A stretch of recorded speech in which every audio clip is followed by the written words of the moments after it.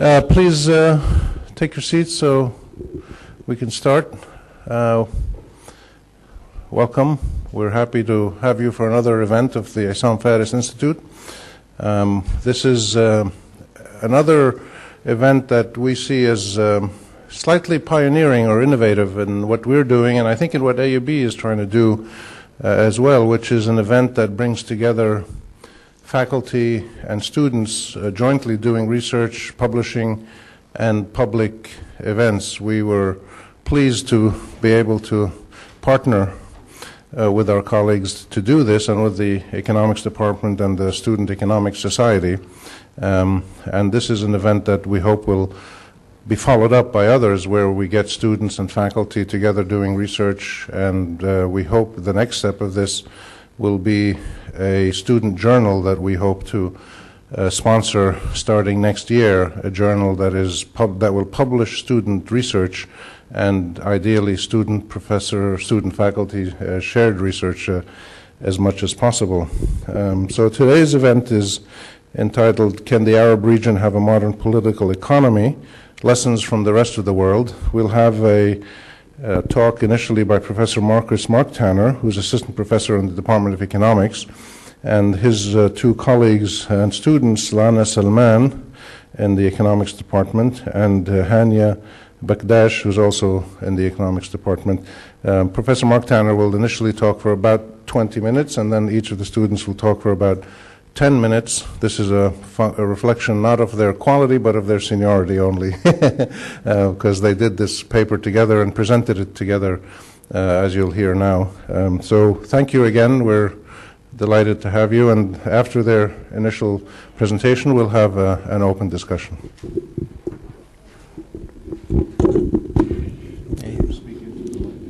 Thank you very much, Rami.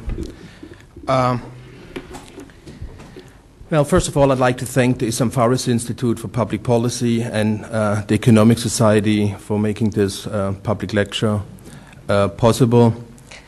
It's probably really an unusual lecture today because two of the speakers are probably classified as undergraduate students, although I personally perceive them more as colleagues because we have been really working just like colleagues for the last couple of months, basically the whole last year.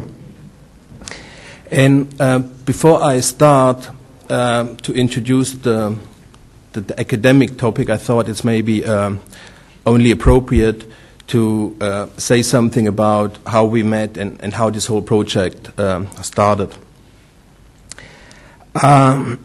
Well, I think it was in the summer of 2005, during the summer term, when I was actually trying to do some research, so there were no classes, when it suddenly knocked on my door. And Ms. Lana Salman stood there very dynamically, and she introduced herself, and she said that she will be a new student starting in the coming fall semester, and she was just wondering if there is anything that she could do or read, so in order not to waste the summer term, so that she will be well prepared in the fall. And I thought, okay, there is probably a slightly overmotivated student who has the potential to become a time killer in my research, actually, if I become too accommodating. So I was wondering, what is a good response strategy in order to, first of all, I didn't want to be impolite, but I also wanted to serve Lana, so I thought I'd give her two books to read, hoping that those two books would discourage her from ever coming to see me again during the summer. And I still remember the two books. One of them was Robert Heilbronner, The Worldly Philosopher, a book on the history of economic thought, and the other one was Amartya Sen, Development as Freedom. So I recommended these two books, and Lana went off again. I thought, okay, that was a pretty good strategy on my side, and I was keep on working on my research, and a week or 2 weeks later, it knocked again on my door, and again Lana Salman stood in the hallway, and this time with two books under her arm, one of them being Robert Heilbronner, The Worldly Philosopher, and the other one Amartya Sen, Development as Freedom. And Lana just said, "Sir, those are really interesting books. Do you have any more books to recommend?" And then I thought, okay, with Lana I have to be careful. So she is really serious. And I had a similar, very pleasant experience with Hania, although Hania is probably slightly different because she's originally not an economics student, but a special student from the US, and she has already a degree in theater, nothing really related to economics, but she had a change of heart, like geopolitical global events, caused her to become interested in international affairs and conflict resolution. So she was a student in my Introduction to Economics course, and she came once to my office hours and said that she would have some slight problems with the math in economics and if I could help her. And so we met occasionally. She came to my office hours, she came to the recitations, and I first thought, okay, it's probably a student trying very hard to catch up with some things that she has missed. And I thought that this will also probably turn into lots of work. But then the midterm came and I looked at the grades and I saw, wow, Hania is a pretty good high score. She was like in the top 20 percentile in a class with more than 400 students. And I also noticed that in the recitation that she's a very laborious note-taker and regular attendant. And then came the final, and I looked again at the final grade, and I thought it's impossible. She's like, out of 400, she scored like one of the 10 best exams. And so I felt really very blessed and privileged to have met those two exceptional students. And then it just turned out that Lana and Hania asked me whether I could involve them somehow in my research. And that was also the time when Hania and Lana met. And then I think last year in the summer or so, we thought about the topic, and the topic that we came up with was, the title was An Explorative Study into Qualitative Regime Transitions. So it's a topic related to the shape and change and development of various political economies.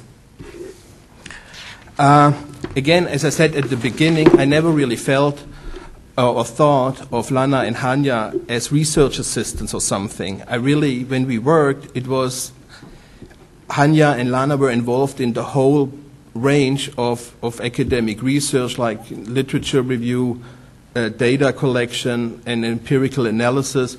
And we sat together in writing up the paper, and we just discussed every single sentence and every paragraph. It was really a very pleasant experience.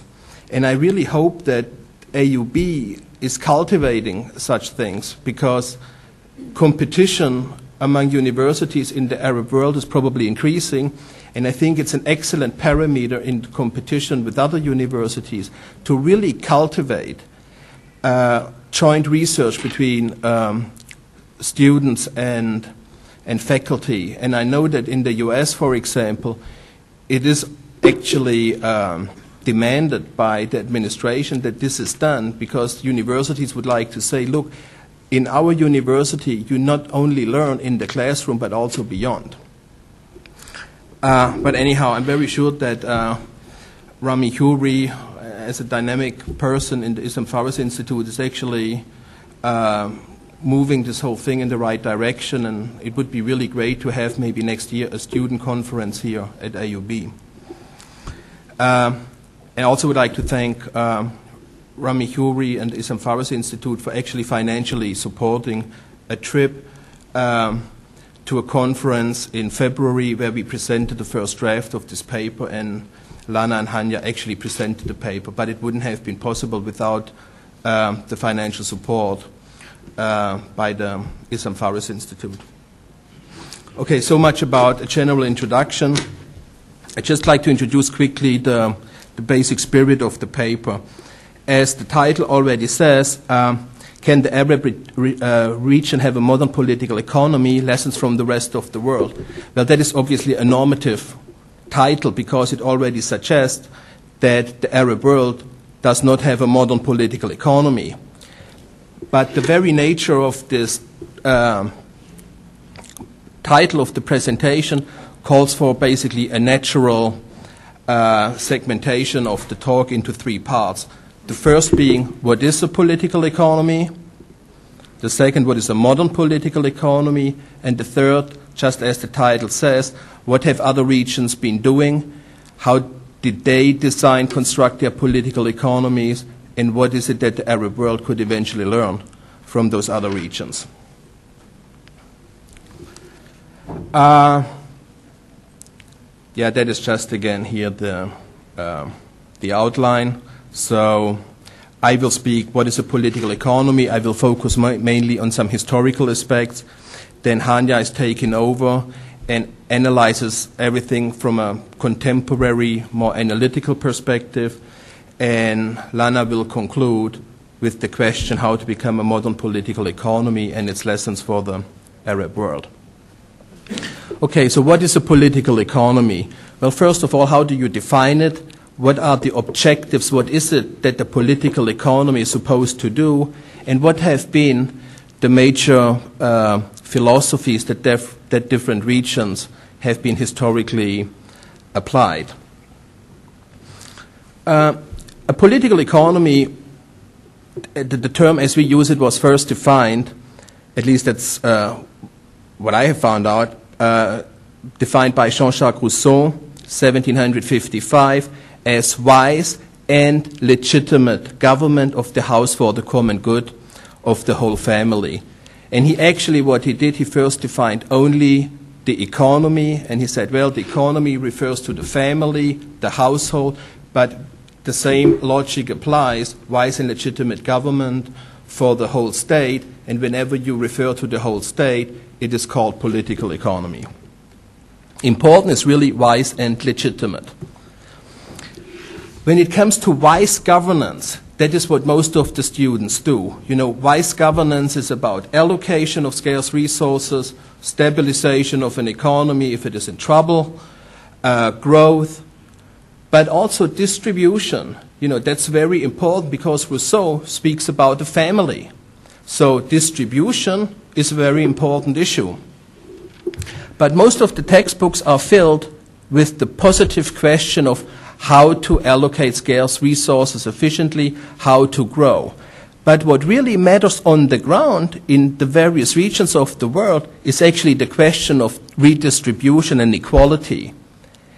But we don't really teach much about distributional issues anymore. Everything in economics has become very positive theory-oriented.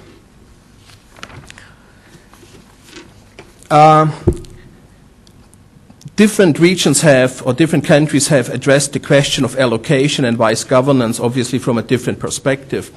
And they have either pursued a strategy of market-oriented allocation of resources or a plan, a socialist economy. And the second question is legitimate governance.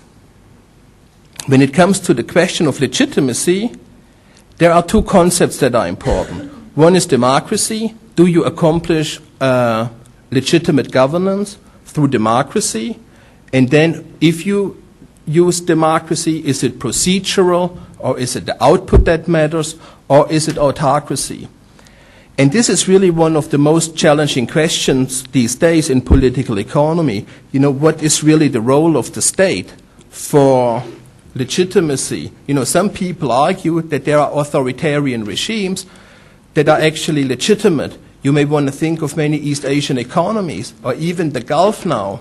You know, Dubai incorporated those concepts of political economy. Some people argue there's lots of legitimacy. But if you take a democracy indicator for other countries, like, for example, Lebanon, where Lebanon is probably more democratic than, let's say, Dubai, but most of the Lebanese rather choose to live in Dubai rather than in Lebanon because they don't think that democracy a la Lebanon does any good to the Lebanese. When it comes to the third, the common good of the family, it is also an important question. Different states address this differently. Do you empower your family members or do you let them do? And market-oriented economies, let the people do, other people tell what they are supposed to do.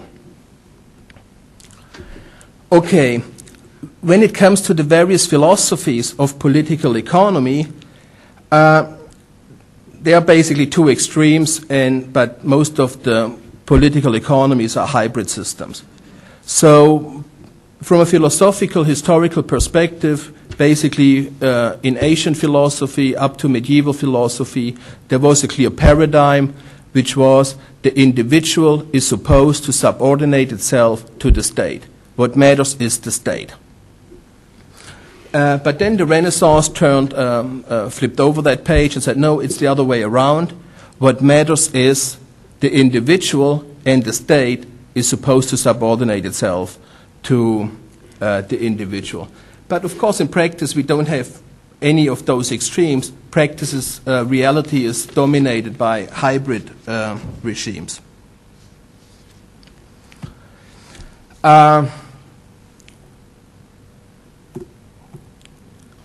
By talking about those hybrid regimes, you can look at various dimensions. And Hania is going to talk about these later in more detail. Let's take, for example, again, the Arab world and compare it, for example, to the East Asian tigers. Well, both have in common, if you look at them, that they have very strong authoritarian regimes. But there is a slight difference in the actual conduct of authoritarianism. And that has to do with the attitude towards economics. In the Arab world, for example, political authoritarianism is meant to support an ideology. And in East Asia, authoritarianism is there to meet economic goals. So one could also say that in the Arab world, economics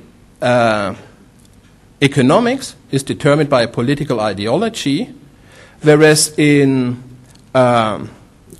East Asia, politics is actually determined by an economic ideology. So one is really the role of how does politics approach its citizens with respect to their role as economic actors. But there has been also interesting shifts really in the ideological paradigm, because the question has always been, is the state supposed to exercise a proactive role, or is the state supposed to withdraw itself from the market process? And if you look at post-World War II economic development, the period between 1950 to the 1970s was determined by a strong commitment to the state, to economic development. It was state-led growth, state-led investment. The state was seen as the major economic actor. Well, that failed, more or less.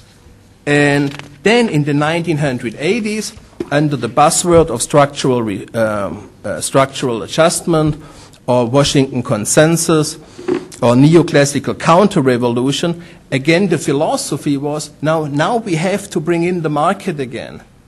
And if you compare, for example, the 60s and 70s to the 90s, in the 60s and 70s, the buzzwords were state-led investment, import substitution, dependency theory. Then in the 90s, after the fall of the Berlin Wall, privatization, getting the prices right, and outward orientation. Completely different. And if you look at the experience today and the discussion in economics, one has to say neither really worked. The Keynesian approach had a strong macro focus, and it led to macroeconomic mismanagement. You had the debt crisis and you had inflation. Then you replaced it by that microeconomic philosophy, getting the prices right, privatize, and let the market take care of everything. And suddenly you had a microeconomic crisis, because you had markets didn't turn into markets with equal economic opportunities, but they turned into oligarchic markets where only a few rules, like what you have in Russia. And even worse, you have huge income inequality. And every political economy is actually supposed to create the spirit of a family. And the best indicator for that is probably equal economic opportunities. But different political economies, they have different conceptions about what is really fair.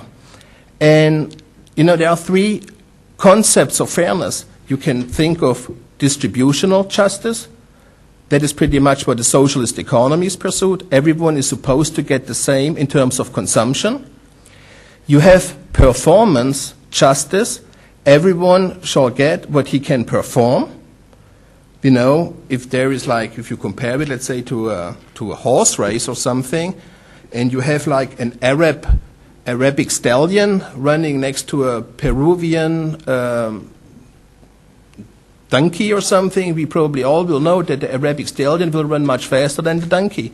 So we will all accept the outcome that the Arabic stallion is much faster. And that would be performance justice. Well, you can accept it or not, but there is a third dimension which is very important to look at, which is justice in terms of equal economic opportunities. You know, does it make sense to have a Peruvian donkey race against an Arabic stallion? Probably not. So even today, you know, the question of justice is a big issue. And you have some economies that opted really for strong performance justice, like Washington Consensus, and that post-Keynesian development paradigm.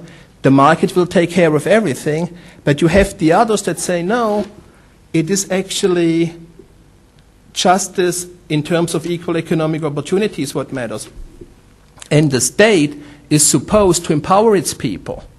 You have that, for example, in the social market economy, or actually in many states in East Asia. They have much greater equality of economic opportunities, and the idea of social harmony is much more distinct there.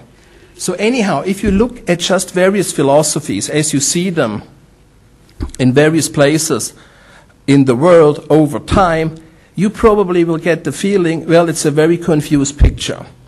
And that was what motivated our paper. And we try to categorize those various dimensions in a more systematic way and make it accessible also to some empirical analysis. And that is something I will hand over now to Hania. Want to sit here or shall I? As long as I can do that.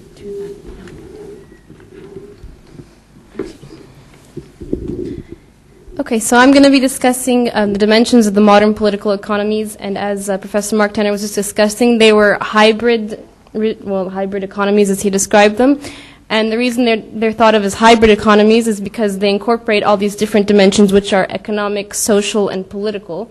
And I'll begin with discussing the dichotomy of economic versus social dimensions, and I'll explain that in a conceptual manner. And the next I'll explain the economic versus political dimensions, and I'll do that in a regional, by exploring the regional aspects.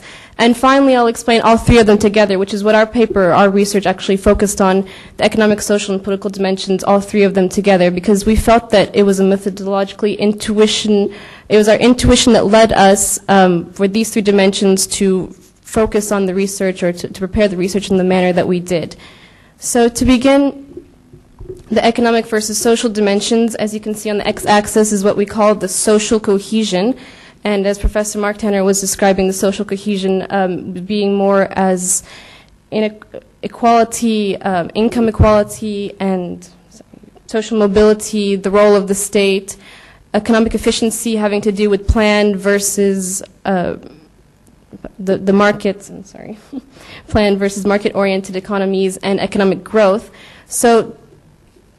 So there's a spectrum of high to low, but to simplify it, we just had high and low, but obviously there's a lot more. But we put it into these four categories of the social market economy, the Washington Consensus, socialism in failed states, which Professor Marktanner has discussed briefly about each one. The social market economy began in West Germany after the World War II as a development model, and we feel that it has high social cohesion because it focuses on a greater role of the state, but it's also outwardly oriented, and it's very economically efficient. It can be described as somewhere between socialism and capitalism, not necessarily laissez-faire, but not necessarily a planned market either, and so therefore it has both high economic efficiency and high social cohesion.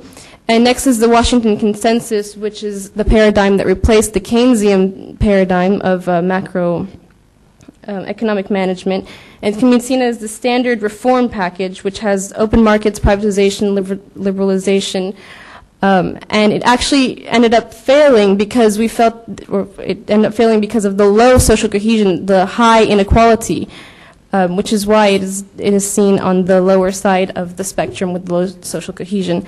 And finally, as you all know, the socialism has high social cohesion, strong focus on the state, but low economic efficiency. And failed states would be those described as those in conflict and are low in both cases. Now, that's the conceptual side of the economic versus social dimension. Next, we'll look at the regional dispersion of them in terms of economic to political dimensions. And we characterize it as choice and voice. Now, what choice is would be more of economic opportunity, vertical mobility choice, the opportunity to actually, if you like the American dream, start at zero and move up. The voice is the vote, democracy, the actual electoral process being in there, saying that you do have a voice in your government, in your political, economical aspect. And these are not necessarily the same things. That's why they're put on different ends of our diagram here. Because there can be either equal or unequal choice or equal and unequal voice. So, for example, some place that has a democracy like the Latin American countries or the Eastern Central European, which is the ECE there, they have democracies, but they don't necessarily have the upward mobility, the economic opportunity. But the East Asian tigers, as Professor Marktanner was explaining, they do have the economic opportunity, but not necessarily are democracies, or they don't necessarily have the voice. The ideal situation being, of course, equal, that would be the OECD countries, and the least desirable situation being the Middle Eastern, unequal. Finally, this brings me to explain how this relates to our research. We took all these three dimensions of economic, social, and political, and we attributed to 8 different regime topologies. These 8 are in the cubes here behind me. And for each of these regime topologies, there are 3 characterizations. They can be either one of 6. It can be either good or bad, autocratic, democratic, or creator, extractor, and they're all seen along the axes there. Now, the good or bad is referring to the social dimension, and that has to do with inequality, income inequality. And the way we came up with this good or bad, it sounds a little complicated, ran some statistical analysis of empirical residuals, but basically we came up with a trend line in comparison to all the rest of the countries in our data set, and the ones that had the greatest inequality we characterize as bad, and the ones that had the least inequality we characterize as good.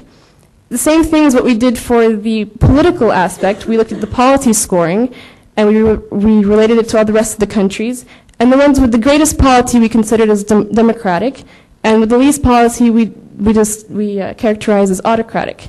And finally, for the economic dimension, we classified them as either creator or extractor.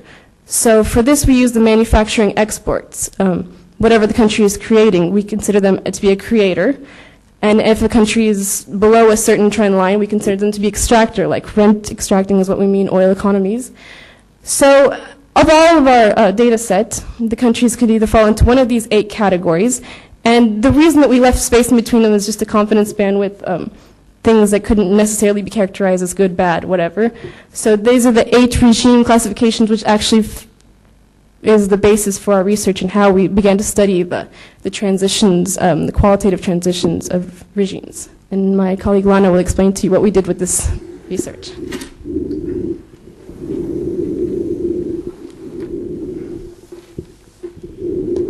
Okay, so what we did is that we had a panel data of 208 countries, which are on the World Bank database.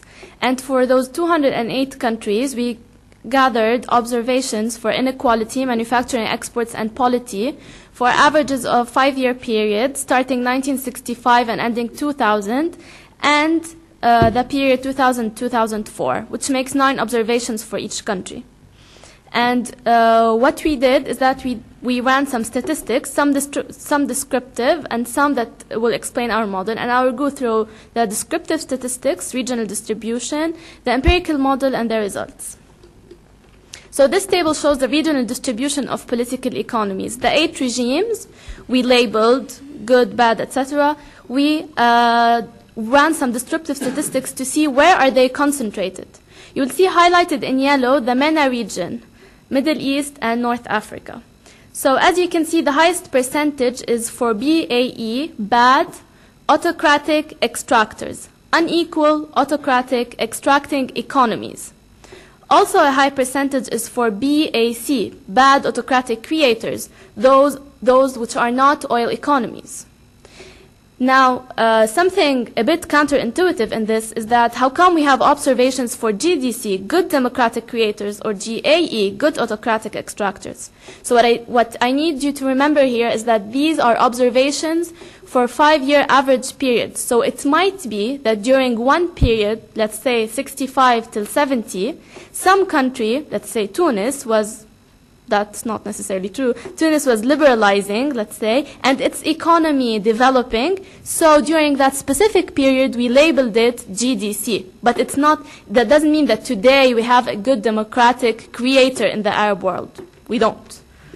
And if you compare the MENA region to the East Asia and Pacific, EAP, you see that as expected also, the highest percentage is for good autocratic creators, authoritarian regimes that are equal and have a strong manufacturing base, which provide equal economic opportunities for citizens.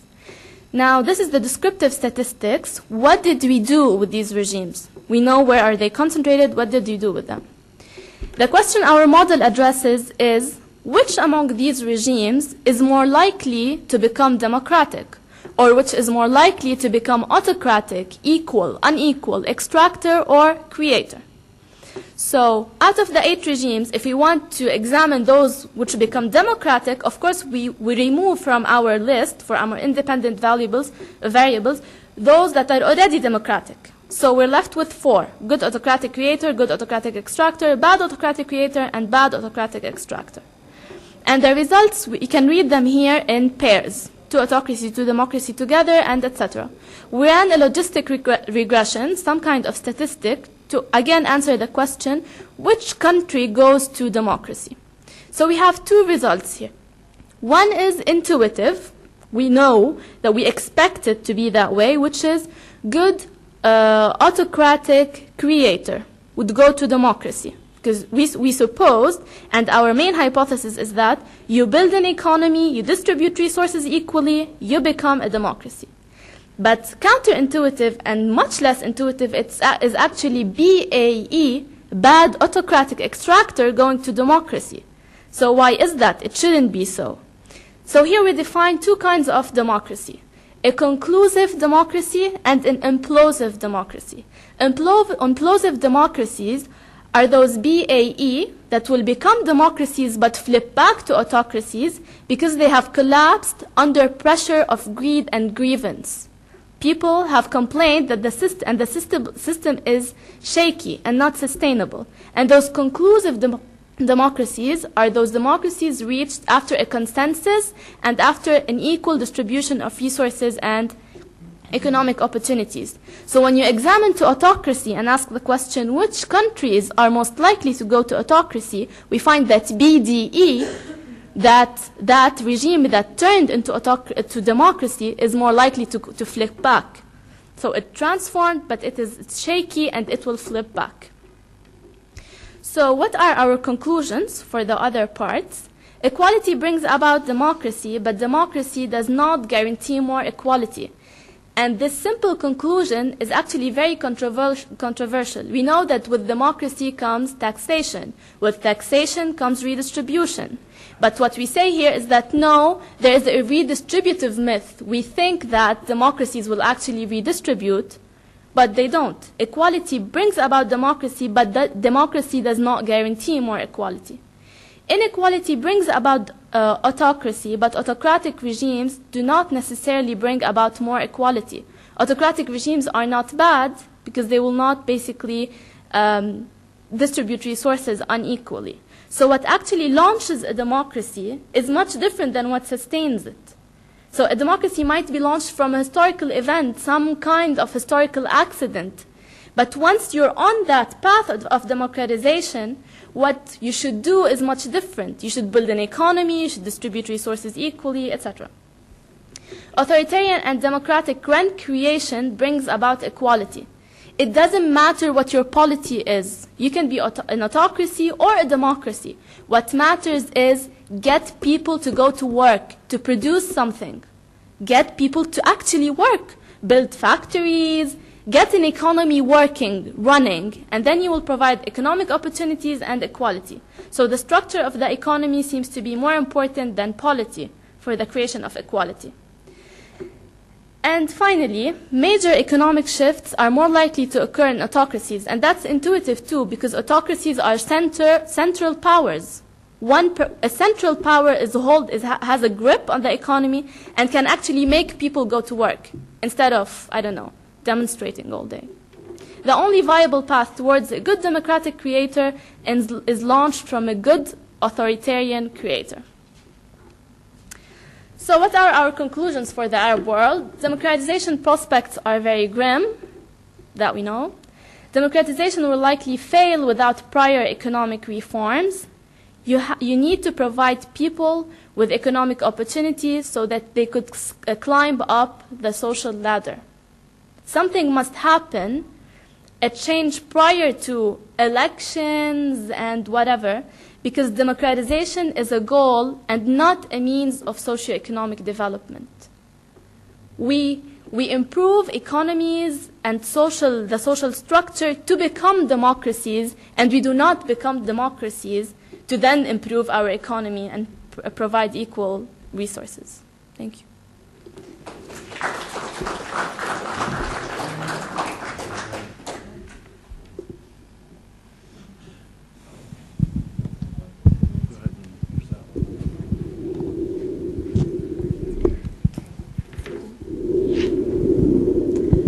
Okay, thank you very much. We'll open up for questions. Yes. If I can start, George Bush is not going to be very happy to hear your results. That democratization is not a means to an end, because the whole American philosophy, as articulated by this American administration, is that you need democracy to achieve stability, prosperity, security, and end of radicalization. The evidence that you're showing, is it from the global analysis of these 208 countries, or mainly from the Middle East? And if it's global, are you sure that this conclusion is universally applicable, or does it vary according to cultural values or social norms or natural resources or other factors? Thank you very much, Rami. I think that also George W. Bush has learned something, at least after the Gaza election. You don't hear, even in the European Union, you don't hear much promotion activity anymore in terms of sponsoring elections in the Arab world. I think that has pretty much come to an end now. I think there's not much discussion in the EU to sponsor another election in, for example, Egypt. So I feel that even in Europe and in the US, there is a process of just reconsidering the attitudes towards democratization. And what's really interesting is that the idea of democratization is in many ways similar to the idea of economic liberalization. In the early 20th century, people thought the market will take care of everything. You just leave it to the market. And it was almost seen like a natural law. And then came the Great Depression, and people realized, oh, no, markets can fail. And a similar pattern occurs with respect to democratization. Democratization is seen as the political counterpart to economic liberalization. You have competition of votes and political positions, and the marketplace of democracy will take care of it. But then people realize that it needs also certain institutions for democracy. Democracy can fail. You know, if you think in an extreme case of introducing democracy in an environment where people challenge the social contract, the primary distribution of allocation is challenged, then they use democratization in order to redistribute those primary resources. But the purpose, at least from an economic perspective, of democracy is to allocate scarce resources for the public good. It's not about redistribution. The question of the initial redistribution should have been taken care of at the beginning. So, and I feel that there is currently a discussion that is addressing this issue. There is democratization failure, I believe. Regarding your second question about the global dynamics in our data set, it is simply what has occurred all over the world. So it is basically a summary of 40 years of political economic transitions that have occurred. And we have control for regional patterns, and they have turned out to be significant or not, but the general pattern has been there. Those countries that have become more democratic, they have been often launched only from in a stable fashion if they had equality of income and equality of economic opportunities, and if democratization was based on a strong economic base. And that is across the board visible, no matter in which region we look at. We control for regional facts, but they don't change anything. They confirm robustness of these results.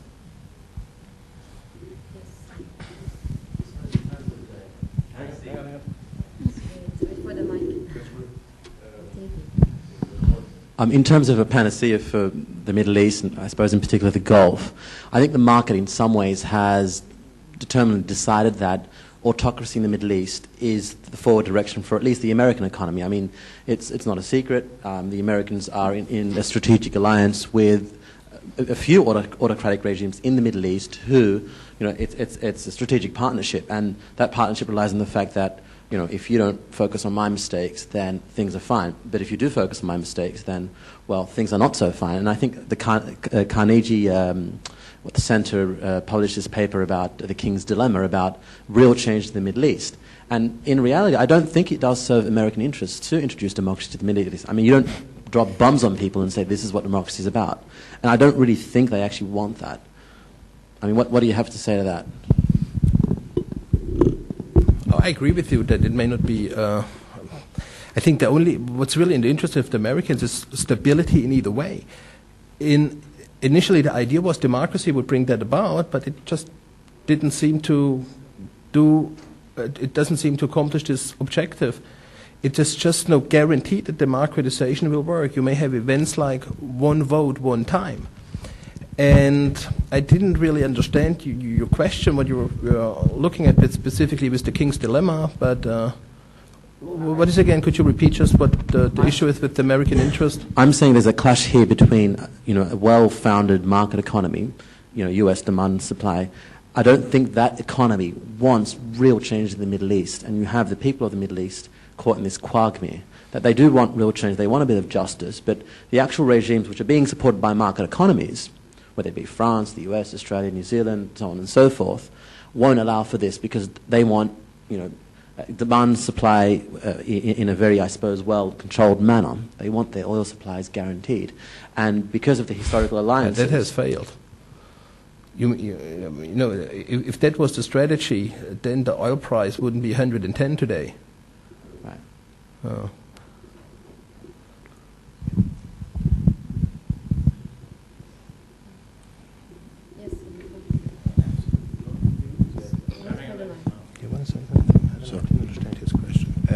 Don't you think that you have overemphasized democratization and its relation with economic development and economic growth, and we should emphasize more the strength of government and centralization of government, which is, I think, the main path for economic development and economic growth. Actually, we did not overemphasize democratization, and we actually said that the only viable path toward a good democratic creator is launched from a good authoritarian creator. You need a central power that sends people to work. You do need a central government, a power that would direct the economy. I mean, this is one of our conclusions. I don't know if I answered your question.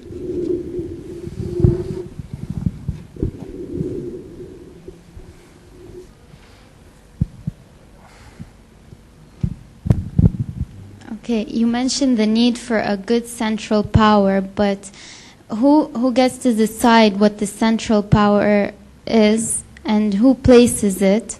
Because in democratic countries, the people, the public opinion decides who the central power would be, but in the other regime it doesn't. So, I mean, how do you solve that problem? Yeah. I think we have to be very careful now in how we get interpreted. We are in no way saying that we want central authoritarianism, that this is an option. What we are saying is that economic opportunities are very important for political economic development in modern terms. If you don't have that, democratization may go awkward. And who decides whether a regime is of high quality or low quality? That is a very controversial question, obviously. And what we seem to know is that there is no endogenous mechanism from within that can accomplish that. What we see, though, is that there are certain patterns. The question is, why are the East Asian authoritarian regimes, for example, relatively good and not abusive? Why do they empower their youth and send them to universities and abroad, and then they come voluntarily back to work there? And why don't you have that in Latin America or in the Arab world? Why do the young people in the Arab world leave the region? You know, both regimes are authoritarian, but people choose rather to live in East Asia than in the Arab world. And I think it cannot be explained from within. I think one has to introduce an external event, an historical accident, as Lana said before. There is one thing which is characteristic in East Asia, which separates East Asia from other regions in the world. After World War II, East Asia has witnessed many land reforms that were imposed by, very often, the US, and it ridded the countries of a feudal class, and it ridded the country of huge redistributive conflict in which a potentially group of peasants would try to go after the possessions of the feudal class. That was taken care of with land reforms. Other countries then copied that one because they saw the regional dynamics. In the Arab world, those regimes, those political economies, they started out with huge inequalities in the first place. Political regimes inherited endowments of economic and political resources that were very unequally distributed. In East Asia, those political regimes inherited endowments that were rather equal. They didn't have to favor anyone. They didn't have clienteles to serve. Whereas in the Arab world, or also similarly in Latin America and the Caribbean, you have strong elites that were already in place as those countries won their independence. And those political regimes were based on conserving initial endowments of inequalities with respect to political and economic rights. Those regimes are based on the conservation of inequalities that already prevailed at the beginning. In East Asia, those regimes inherited very equal economic opportunities, and the legacy or the mission of those regimes was to cultivate those endowments of resources, to make something with it, to allocate it, and to make it really translated into public good. In the Arab world, the political mission was always conservation, and in East Asia it was cultivation.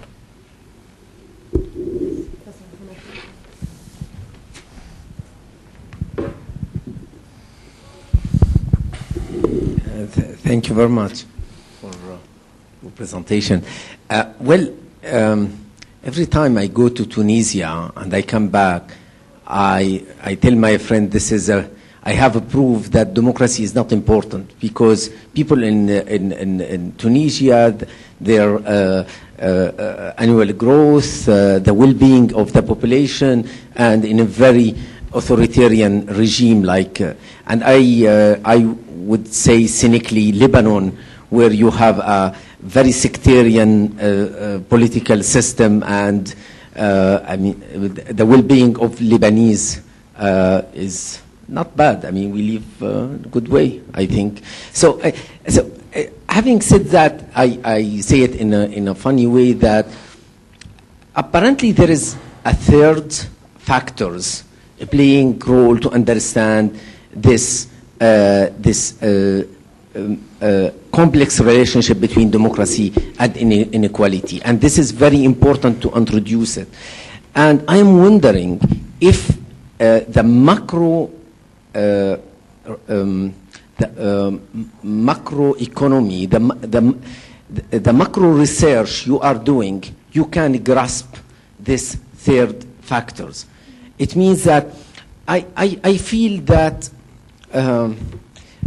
if I will compare the work you did with the work done, for instance, by Jean-François Bayard about the economy in Africa, also comparing different society, he chose to, instead of going to macro indicators, to go to micro, and to study, to have, for instance, what kind of networks, informal networks there, studying the clientelism, but to take a kind of more a qualitative notion than this qualitative like GDP, etc. And he ended up by a knowledge which can explain maybe, I cannot say better, but the relationship between democracy and economy. So I don't know, how would you react to my nasty? I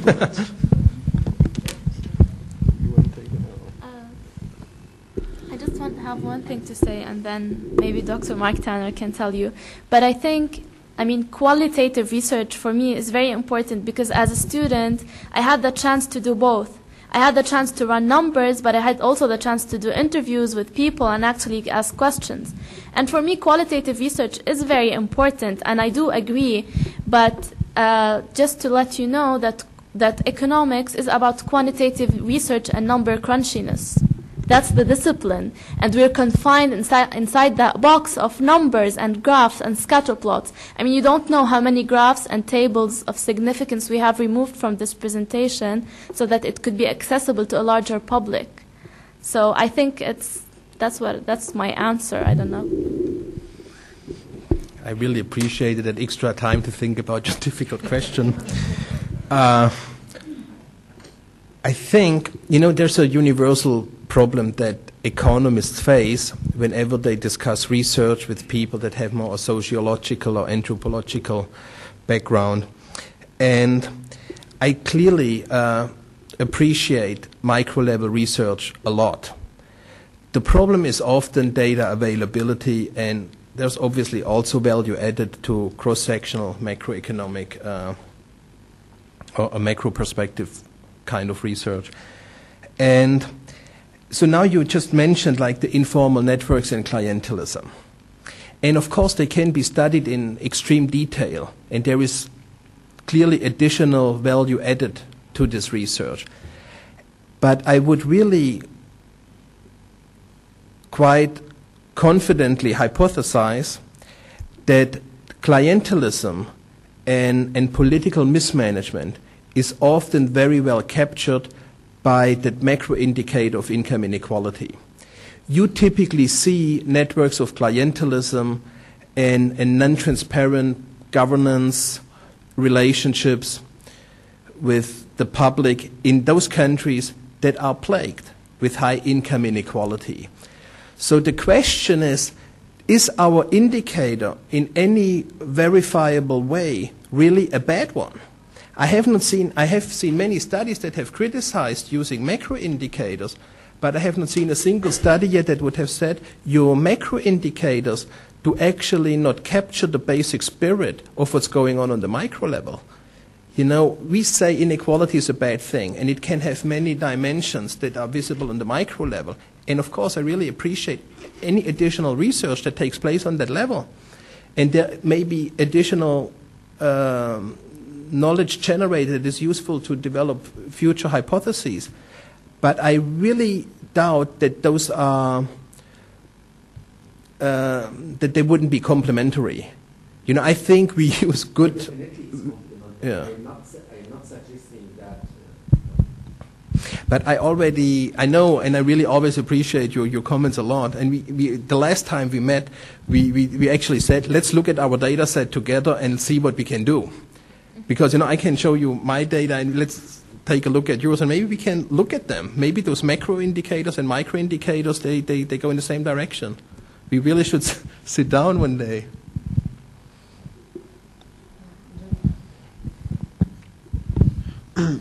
You were discussing the Washington Consensus and the emergence of liberalization, privatization, and the Washington Consensus policies. But on your graph, you showed the social market economy would be at the top with high efficiency and high social coherence. And at the same time, today, there doesn't seem to be this realization that Washington Consensus policies have failed. And you said it, that they lead to micro mismanagement. But the way that the world is functioning in terms of, you could pick up today's paper and it could show it to you, that the Washington Consensus policies are still being pushed through the, what do they call it, the unholy trinity, the WTO, the IMF, and the World Bank. And that they are forcing privatization and they're forcing market liberalization and whatnot. And doesn't that tie into something you said also failed, which was a dependency theory, the underground Frank kind of school of thought. So how has dependency theory and Keynesianism, how has that failed? And then at the same time, Washington Consensus policies have failed, and the world, it seems, thinks the opposite, thinks, well, a semi-opposite of the two, that Washington Consensus is still viable and that it's still feasible, and that Keynesianism or, the social market economy isn't. Could you just touch upon that lightly? I'm actually very thankful for your question, because I think it gives me the opportunity to stress important differences and commonalities between the Washington Consensus and the social market economy. Well, first of all, they are both pro-market-oriented concepts. The social market economy has nothing to do with a socialist concept. It puts the marketplace on top of everything. And that is what it has in common with the Washington Consensus. The market is up there. The difference between the social market economy and the Washington Consensus is that social market economists would argue that in the process of liberalizing economy, privatizing companies, and getting prices right and outward orientation, there are potentially social costs that are high, that if you leave the market alone, you wouldn't take care of. There is, by the way, a discussion on the second generation of Washington Consensus reforms, which exactly and explicitly addresses concerns that social market economists have already articulated for a long time. Post-Washington Consensus reforms, right. And, I don't know on which facts you base your assessment. I agree with you that in many developing countries, certain reforms like privatization and a shift from import substitution to outward orientation, they were absolutely necessary. But there are some minor differences that may be crucial. Many, for example, the IMF has advised many East Asian economies that have had for a long time balanced budgets to actually cut down fiscal expenditures. It's because the slim state, that was en vogue. You have to have a slim state no matter what. But we are saying, there are eventually in the process of economic liberalization, you may build up social costs, and you can see those social costs in Latin America, where people now use democracy in order to vote for people like Hugo Chavez or Evo Morales, who try to reverse again this process. So the spirit of the social market economy is to combine the efficiency of the market, but as Hania said, in a socially balanced manner. And of course, I'm a pro-market economist. But I came to the developing world 5 years ago to Lebanon, and I was much more pro-market. But even here in Lebanon, I feel that the state takes over too little responsibilities. You need to have a proactive state. And it is the difference is that the Washington Consensus favors the concept of performance justice. If you are the Arabic stallion, you win the prize, you'll get it. And if you are the Peruvian donkey and you are behind, who cares? The spirit of the social market economy is to say, well, we have to, train the Peruvian donkey so that it can compete effectively with, and there is a role for the state. And the state and the social market economy is very explicit about it, assigns specific rules to how is the state supposed to conduct public policy. It shouldn't interfere with the market price. To have their resources at low prices or to share. That's definitely an interesting theory, but I think it would take the paper a little bit too far away from its original idea of studying transitions towards equality and towards democratization. And, we have a huge sample. And imperialism is not really everywhere an issue. We have in our sample African countries, Latin American countries, the European, Eastern European countries, the South Asian economies. It's a good idea for future research, but in the context of this paper, it would have taken us a little bit too far away, I feel.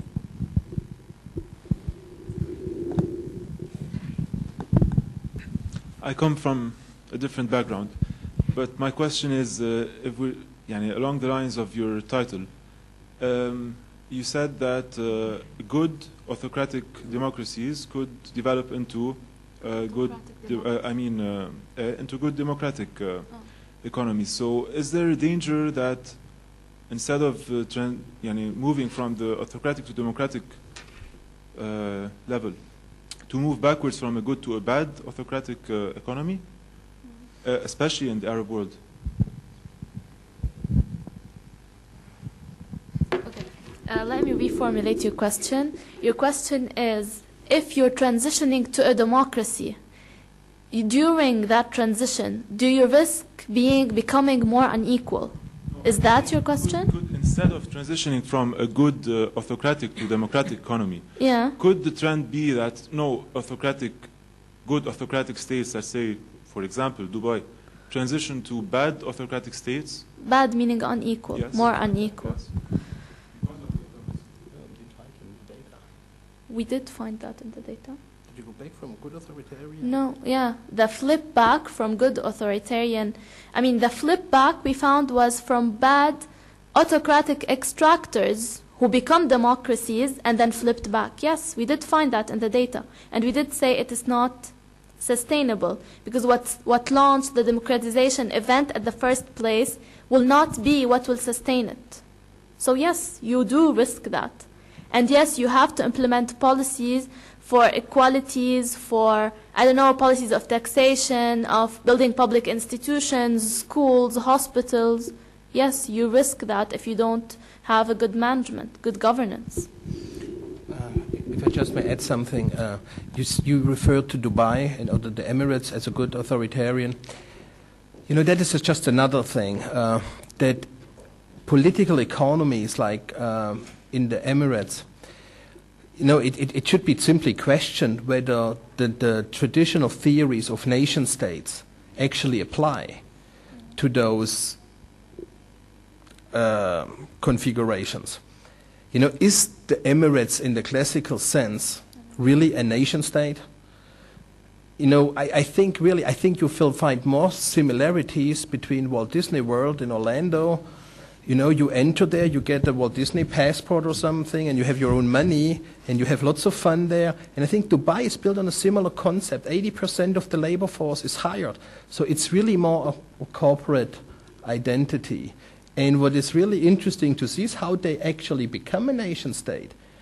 I'm wondering, for example, what's happening in, Dubai will show its real face of a nation state once it has its first crisis. That will come. There will be a housing bubble, or there will be, I don't know, it takes only one bomb eventually in Dubai one day to blow that whole dream. So then it becomes, how much of a nation state is it? My guess would be that Dubai is very recession-proof. It will just say to its 80% of the foreign labor force, you know what, we have a recession, you can go home. But that is a different thing than if you have a recession in, let's say, in the US or in Europe or in Japan. You just cannot say your people, no, sorry, we just don't renew your visa. So I always find it really difficult to apply the traditional nation-state concept to Dubai.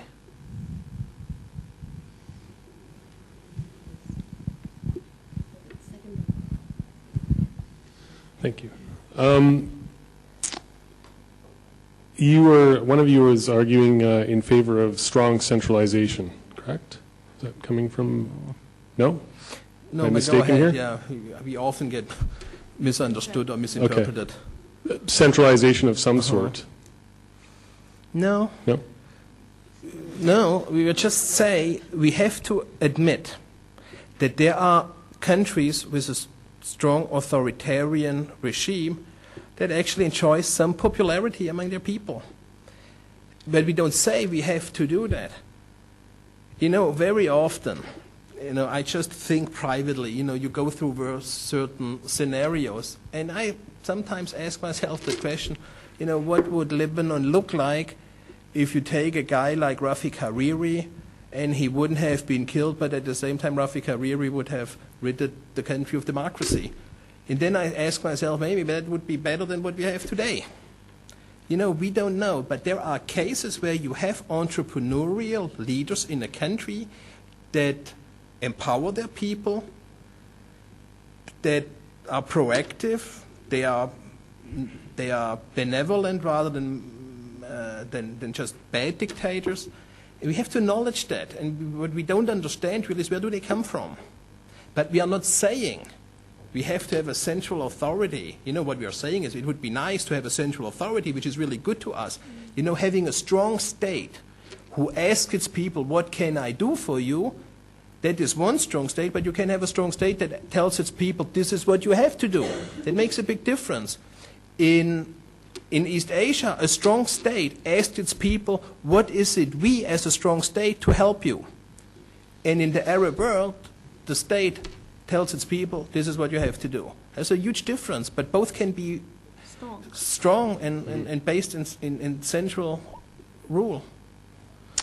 Okay, which leads to my next question then. Strong state, by definition, is that state supremacy, meaning government supremacy, or free market supremacy? At the end of the day, is it government that remains supreme under your idea of a modern political economy, or is it the free market? I feel there's a third dimension, which is really the primary allocation of resources, which is very important. Okay. Which is, if you base your economic development or your political economy with huge inequality that people already challenge from the first minute of independence, when the people say we have too little, the others have too much, and they control everything. If the primary distribution of political and economic resources is challenged by the people, then strong markets will lead to strong oligarchic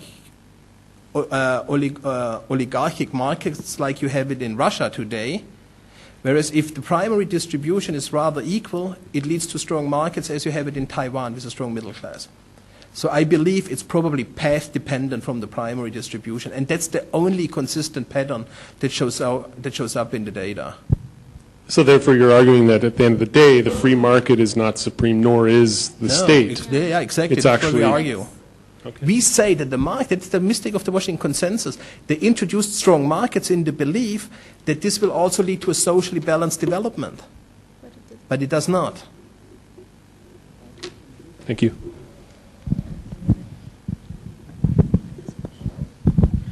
Good evening. This question is actually addressed to you, Dr. Marktanner. Here in Lebanon, we've had a lot of political instabilities. We've had a lot of problems, economic problems, as you know. Well, my question is, in your opinion, don't you think that as a country, we should start developing our students? As a student myself, I'm speaking, don't you think we should start developing our students at a younger age when they're studying in universities how to deal with these economic problems, instead of just teaching them theories and applications and curves and graphs? Do you think they should teach us more to have an actual relationship with what we're learning? Like, we don't have, like in AUB, for example, we don't have a lot of courses that teach us the basis of a strong grasp on our economy. We just learn theories. We don't actually go ahead and learn anything about the Arab world or Lebanon. We don't have any courses that teach us anything about the Lebanese economy and how it works, and how, when we grow up as people, as citizens of this country, how we should actually learn to deal with it. Because we just know worldwide theory of economics, not something that that actually applies to Lebanon or the Arab world for that matter. What do you think on that subject? Well, I definitely would welcome the opportunity to, first of all, have education about social, economic, and political development issues from a comparative perspective in the curriculums of schools. I think that would be a good thing. About AUB, I have discussions with you and your friends actually quite often that go in the same direction. And I feel that clearly AUB students are very happy here. And I think that AUB is really one of the best places in the Arab world. But there are opportunities to cultivate research and learning beyond the classroom and beyond the textbooks in many ways. You know, I think we should take much more advantage of those seminars where we address a certain problem and work on something in faculty-student interaction and group work where we actually also once leave AUB walls, go to the street and see what's really going on here. I don't know why that doesn't happen actually, but it is definitely something that I would welcome a lot. I cannot say that. I don't know. I know that the Islam Pharmacy Institute is probably pioneering such issues, and yeah, I take some of the blame. Maybe I should initiate something, but I also am constrained somehow.